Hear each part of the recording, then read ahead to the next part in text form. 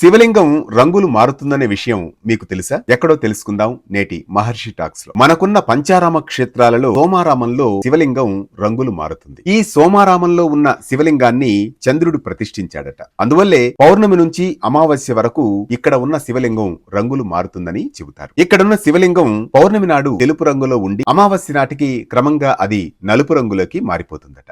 అంటే ఇక్కడ చంద్రుడు ఈ శివలింగాన్ని ప్రతిష్ఠించడమే ఇందుకు కారణంగా చెబుతారు వేద పండితులు.